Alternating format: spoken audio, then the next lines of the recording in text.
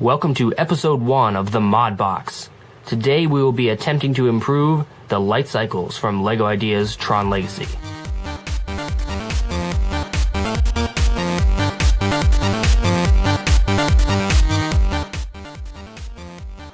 In my review of this set, I pointed out one very small flaw on these light cycles.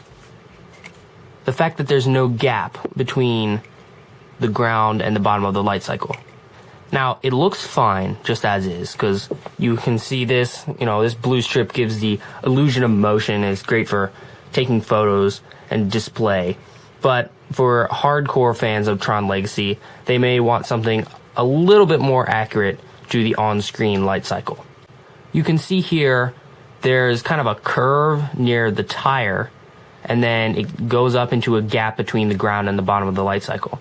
Today, we're going to be attempting to replicate that curve and gap with as few pieces and as few modifications to the original light cycle as possible. So the first step here is to remove this blue strip.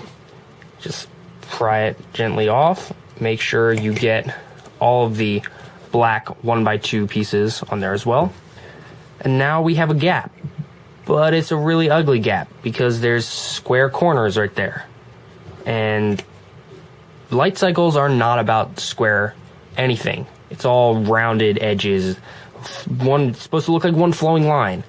And that doesn't capture that. It's just square and gross. So, we're going to need some extra pieces. Let's see if we can find anything useful in this mod box. So we've got our mod box. We've got our cycle ready to be modified. So let's see what we got. Well, lots of spring missiles, and I know for sure spring missiles aren't going to cut it. I don't really see how that would work. No, so we can rule out all these spring missiles, all of them. I don't care what color. It has to go. All of it. Oh my gosh. Well, I think I have enough of these. Alright. No. For one thing, that doesn't fit, and another thing is it's still square. So no, we can rule out that piece. We use... I don't think we can use that, but just for kicks, let's... Well, if you could figure out some way to attach it there, that might be kind of interesting. But that's still not what we want, so we can rule out katanas. Legs? No. No. Let's... No. Well, there's this. It's the wrong color. And it's kind of the wrong curve. Even if we could get it on there, that would raise it up quite a bit, and we would have to do a lot of modification there. So no. We'll see if we could get that. That's almost what we want. Not quite, though.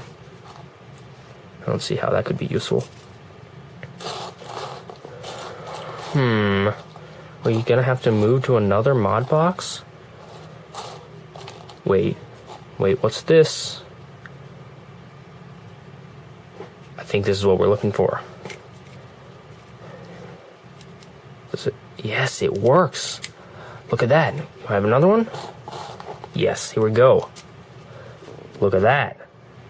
That's what I'm talking about. Look, there you go. There's a nice curve. There's the gap.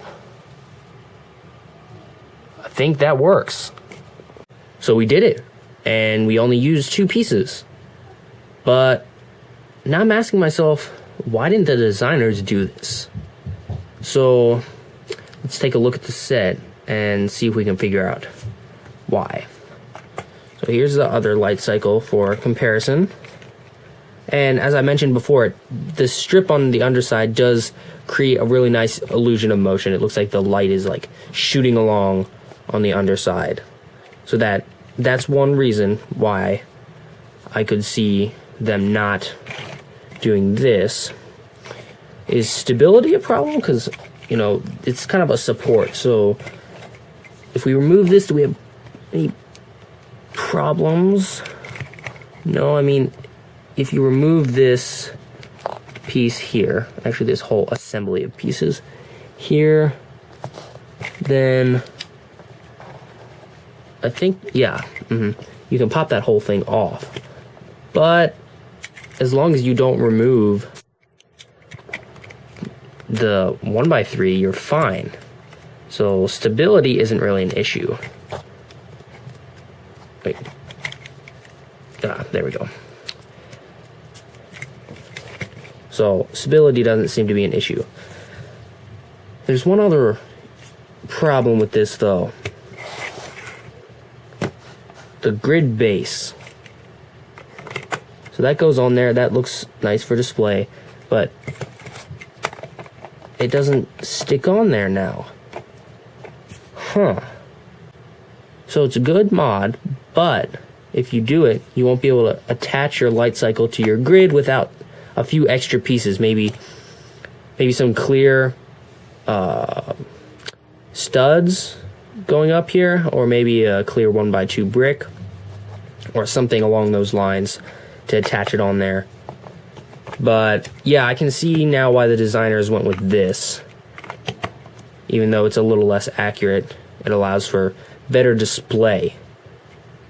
So now it's up to you to decide whether you will use this mod or not. If you prefer the motion of the strip on the bottom and the ability to stick it to the grid base, or you prefer the little more accurate curve and gap.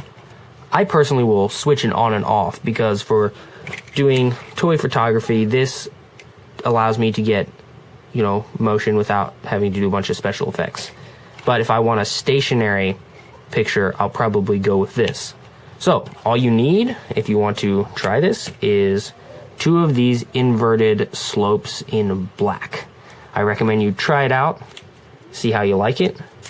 If you don't like it, then just remove it. Put those pieces back where you got them from. Thanks for watching this episode of the Mod Box.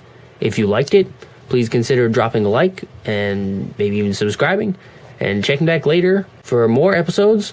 If you didn't like it, well then feel free to dislike it and you don't have to come back.